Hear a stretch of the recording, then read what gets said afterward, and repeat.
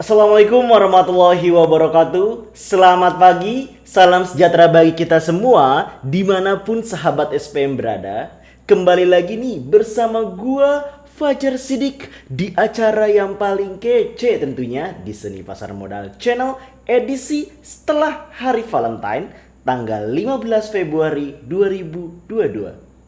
Pada edisi ini, gue akan ngebahas mengenai pergerakan IHSG pada perdagangan lalu pada saat Valentine harusnya sweet gitu loh. Tapi ternyata boncos IHSG dan kira-kira emiten apa yang menarik untuk ditradingkan pada perdagangan hari ini.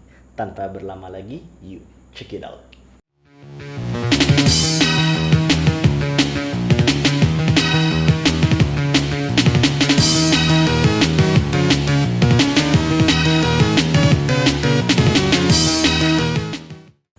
Analisis teknikal saham harian 15 Februari 2022. Kita mulai dari pergerakan IHSG atau indeks harga saham gabungan di mana secara overall baik IHSG maupun indeks-indeks turunan lainnya itu adalah merah darah. Bisa terlihat di sini IHSG itu minus 1,19%. Cukup dalam gitu ya. Dalam satu hari bisa minus hingga 1,19%. Ini tidak terlepas karena apa? Karena backbone dari IHSG itu adalah merah darah juga. Siapa saja backbone dari IHSG? Pertama adalah indeks LQ45 minus 0,92%. Jakarta Islamic Index 1,14%, Kompas 100 minus 1,08%, lalu IDX 30 minus 0,84%. Jadi tidak mengherankan bahwa secara overall mayoritas bursa, mayoritas saham kita itu merah darah. Harusnya ini sweet 17 atau sweet Valentine gitu. Bagi yang merayakan tentunya. Tetapi harusnya bahagia bersama pasangan atau bahagia mendapatkan cuan-cuan seperti Imlek pada minggu lalu, ternyata malah boncos. Kenapa yang menyebabkan boncos? Tidak lain dan tidak bukan adalah karena geopolitik yang sangat memanas di Rusia sana.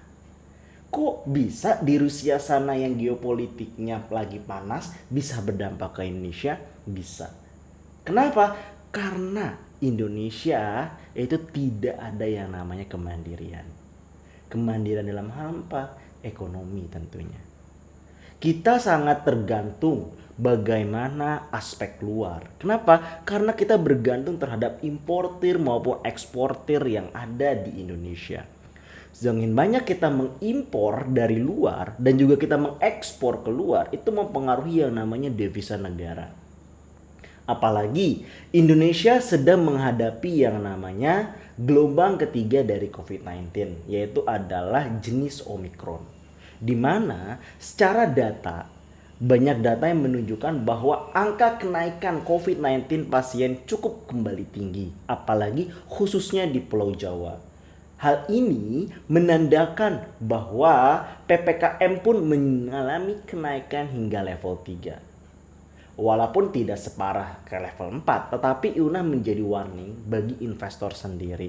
Udah menjadi warning bagi para trader antara mau masuk atau enggak. Jadi dampaknya itu dari dalam kena, dari luar kena. Itulah kenapa IHSG tidak tembus dari 6.700. But it's okay. Sekarang sudah menyentuh, lihat ini, 6.700. Yang dimana beberapa waktu lalu itu sangat sulit banget menembus 6.700. Jadi cukup appreciated bisa tembus 6.700. Walaupun akan turun kembali dan akan mantul lagi biar bisa apa? Tembus di resistennya di 6.700 sampai 6.800.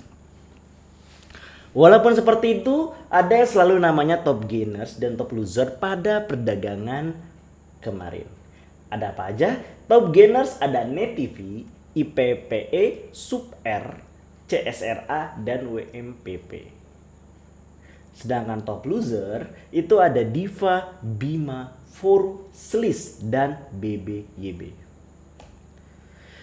Dan ini adalah pergerakan IHSG dalam satu hari kemarin, tanggal 14 Februari tentunya, pada saat lagi sweet Valentine couple days. Nah, di sini kita lihat pergerakan IHSG cukup berdarah gitu. Bisa dilihat di sini pada awal terbentuk gap yang luar biasa dalam dari 6.810 ya, sekitar 6.815 menurun hingga dibuka di daerah sini, di daerah 6.790. It's very bad gitu loh.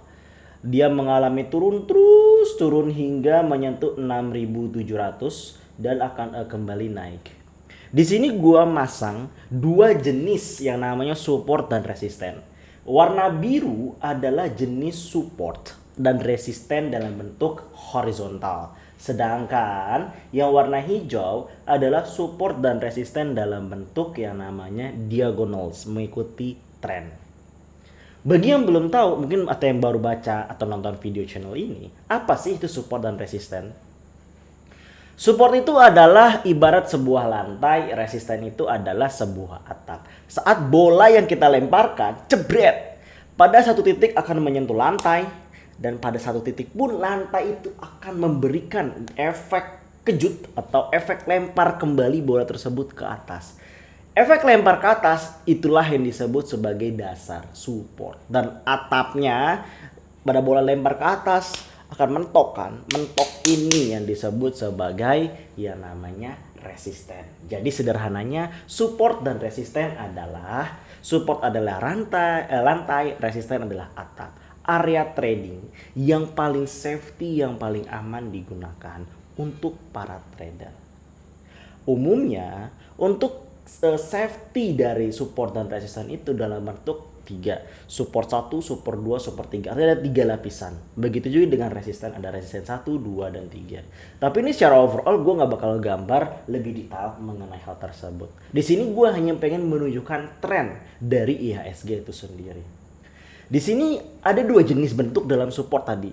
Ada resisten, ada bentuk horizontal yang warna biru, dan begitu juga dengan tren. Kenapa? Saat kita membentuk secara horizontal, kita tidak bisa mengikuti tren ini bakal kemana. Tetapi kalau kita udah membentuk, menggabungkan area support resisten baik itu horizontal dan dengan yang namanya diagonal atau support resistance trends, maka kita akan tertemu polanya, di mana pola dari IHSG adalah seperti berikut. Ini adalah range dari yang akan, jadi dia udah berada di area sini, akan menuju ke sini ke resisten, lalu akan back ke support sini, ke sini, lalu akan back ke sini, ke sini, ke sini, kayak gitu. Jadi dia ada di range ini, akan bermain IHSG pada perdagangan esok hari atau pada perdagangan hari ini. Kenapa gue yakin seperti itu? Lihat, jumlah volume cukup tinggi. Artinya apa? Artinya pada awal sesi sangat memungkinkan terjadi yang namanya gap up naik. Tetapi ingat, besok itu masih hari Selasa. Jadi antara hari ini atau besok yang akan terjadi yang namanya gap up. Kalau nggak hari ini ya besok. Karena kenapa? Udah terbentuk gap down pada perdagangan kemarin. Jadi dia perlu senjata amunisi dulu nih. Jadi bisa hari ini terbentuk gap up ataupun besok terbentuk gap up. Jika volume akhir seperti ini. We will see. Dan ini adalah pom-pom news, itu adalah berita yang dikeluarkan setelah bursa mengalami tutup. Ada 3 berita menarik. Berita pertama dari CNBC Indonesia, bursa Eropa kebakaran imbas geopolitik Rusia-Ukraina. Beberapa negara telah menyarankan kepada warga negaranya untuk segera meninggalkan Ukraina karena potensi geopolitik yang semakin memanas. Di mana Presiden Amerika Serikat Joe Biden dan penasehat keamanan Amerika Serikat Jake Sullivan memperingatkan bahwa Rusia sudah menempatkan tentara di perbatasan Ukraina sejak 10 hari yang lalu. Pemerintah negara-negara barat telah mengancam untuk memberikan sanksi jika Rusia telah melakukan invasi ke Ukraina. Walaupun negara-negara barat tetap menggunakan solusi diplomatik, Rusia membantah akan melakukan invasi ke Ukraina dan menyebut Amerika Serikat terlalu histeris. Pekan lalu, pasar global dikacaukan dengan melonjaknya angka inflasi Amerika Serikat. Karena apa? Karena kenaikan suku bunga The Fed hingga 2 kali lipat. Ingat itu. Di mana Presiden Fed St. Louis James Bullard mengharapkan adanya kenaikan penuh persentase poin pada suku bunga acuan sebelum Juli. Karena kenapa? Ini mencegah yang namanya bubble. Bubble dari mana mencegahnya? Kalau misalkan lu perhatiin di Amerika Serikat atau negara-negara Eropa maju ya, itu pada saat rakyat atau negaranya mengalami lockdown, rakyatnya itu dikasih uang secara cuma-cuma oleh negara. Bayangkan, dikasih uang secara cuma-cuma kepada negara, kemudian apa? Negara rakyat ini berlimpah dong uangnya, dia membelanjakan secara konsumtif. Artinya apa? Ada kelebihan uang yang beredar di masyarakat. Kelebihan uang beredar di masyarakat sedangkan barang tetap itu akan menaikkan harga. Itulah yang terjadi yang namanya bubble. Untuk mencegah terjadinya bubble, gimana caranya? Menaikkan suku bunga. Itu yang dilakukan oleh The Fed. Tetapi apakah Indonesia melakukan yang sama? Ternyata kebijakan Indonesia tetap menahan suku bunga. Gua ringkih. Apakah dengan menahan suku bunga ini itu baik buat perekonomian Indonesia? We will see. Oke, kita lanjut ke berita kedua. 2022, Kementerian BUMN dukung right issue BTN dan BNI. Jakarta, CNBC Indonesia. Di tengah pencapaian kinerja keuangan Bank Plat Merah yang ciamik, Kementerian Badan Usaha Milik Negara BUMN berniat mengusulkan besaran dividen payout ratio kisaran 50-80% atas laba sejumlah bank BUMN tahun buku 2021. Kementerian BUMN optimistis pemulihan kinerja keuangan Bank Plat Merah yang terjadi sepanjang tahun lalu masih akan berlanjut pada 2022 ini. Ya sepertinya apa ya, lagi zaman sepertinya ya, lagi yang namanya reg issue. Reg issue itu apa sih? Bagi yang belum tahu reg issue, jadi reg issue ini kayak lu udah nyebar nih, misalkan lu udah nyebarin duit lu atau lu udah ngasih nih, misalkan baju lu deh, lu udah kasih nih, misalkan baju lu ada 100, lu kasih 20 amalin, tinggal sisa 80 kan. 80 ini lu pakai buat apa segala macam. Terus tiba-tiba lu butuh duit nih, aduh gue butuh duit nih, ya udahlah gue kasih lagi deh, gue beramal lagi atau yang seikhlasnya deh ngasih, dari 80 berkurang kan. Jadi orang yang punya ini nih yang beredar nih, bisa aja dia mengumpulkan lagi terus dia dia jual lagi kan bisa gitu loh. Jadi apa? Di sini artinya menggambarkan sebenarnya BUMN kita, khususnya bank-bank di Indonesia itu nggak baik-baik aja. Berapa banyak perusahaan-perusahaan milik negara yang mengalami atau setidaknya isu dulu deh atau berita dulu deh yang namanya akan right issue. Beberapa waktu lalu BRIS ada info tersebut. Terus apa lagi? Banyak dari tambang, anda mining, terus dari apa? Banyak sektor lainnya mengalami right issue. Untuk apa? Menambahkan modal. Artinya di sini ada sesuatu yang macet. Pertanyaannya, ada sesuatu yang macet, tetapi di sini pengen meningkatkan dividend payout ratio. Why? Mau jadi the next Gia? Apa mau jadi the next Waskita? We will see.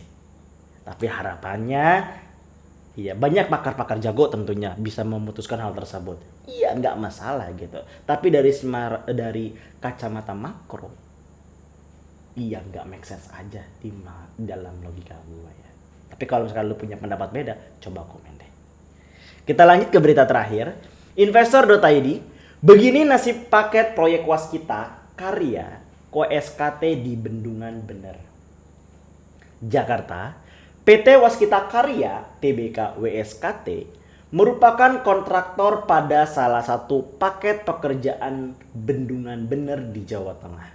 Direktur Utama Waskita Karya Destiawan Suwardjono menjelaskan, proyek bendungan menjadi tantangan tersendiri bagi WSKT karena pengerjaannya cukup lama, di samping juga ada kaitan bla bla bla bla. Salah satunya memang lagi hot isu terkini, yaitu adalah penolakan warga di Desa Wadas kayak gitu ya terhadap pembangunan dari Bendungan Bener.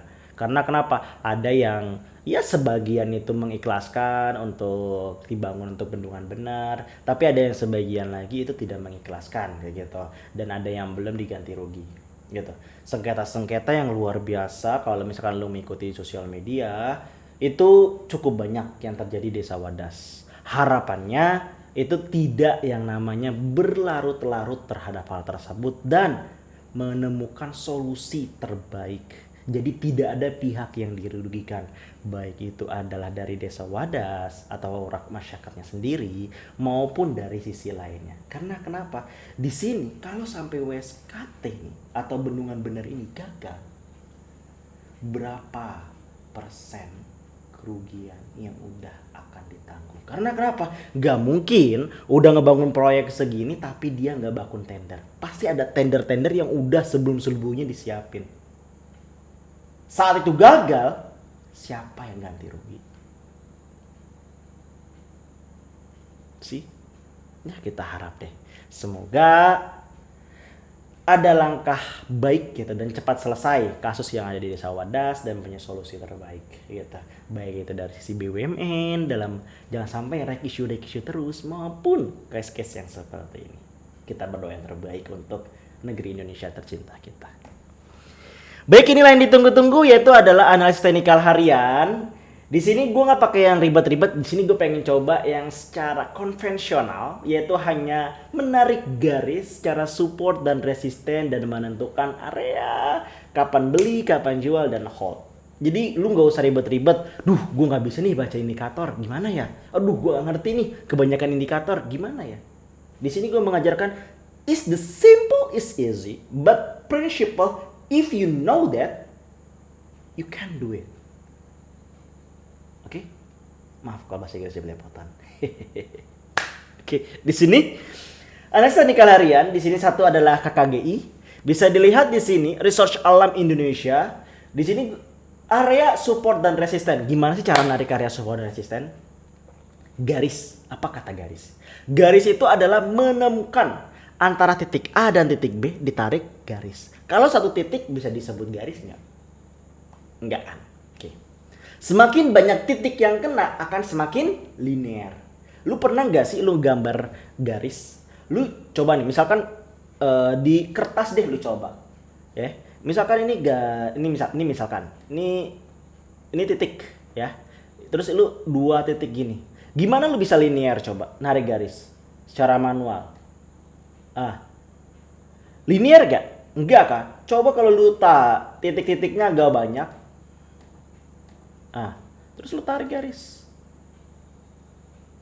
Akan lebih linear dibandingkan hanya dua titik. Artinya semakin banyak titik yang kena, nilai bias atau nilai kesalahan atau nilai simpangannya akan semakin kecil. Dengan semakin kecil artinya semakin valid bahwa daerah tersebut adalah daerah support. Begitu juga berlaku terhadap resisten.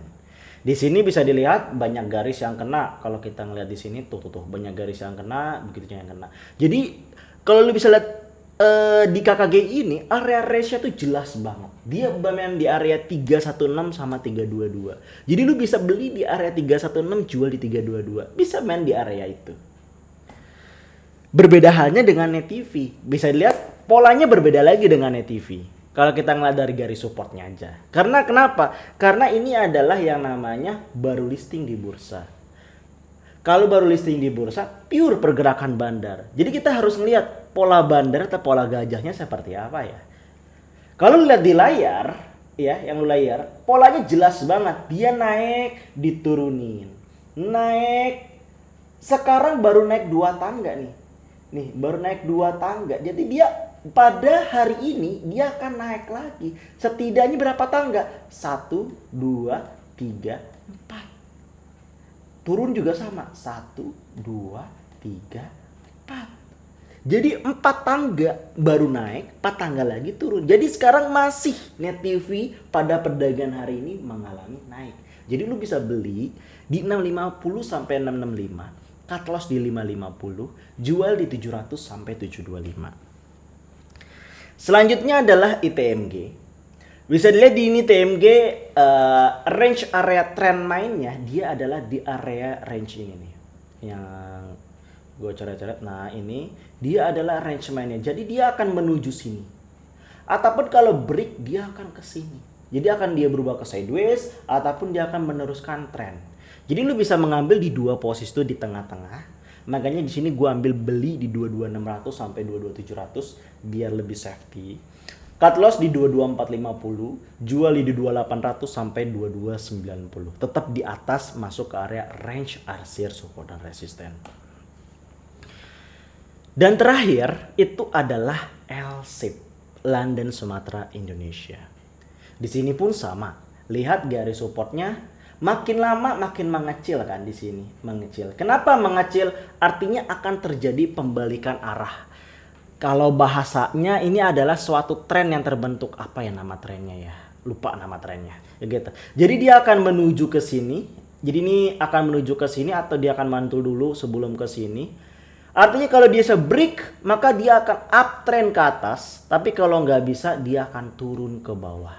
Jadi benar-benar menjadi tolak ukur ya.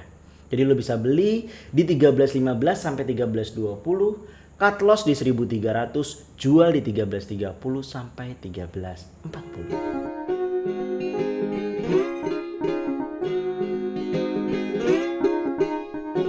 Kurang lebih itu yang bisa gue sampaikan pada perdagangan hari ini. Silahkan digunakan dengan baik. Jangan lupa untuk like, share, dan subscribe jika konten ini bermanfaat. Dan 1 jempolmu sangat berharga bagi gue. Gue Fajar Sidik pamit. Bye. Happy Valentine.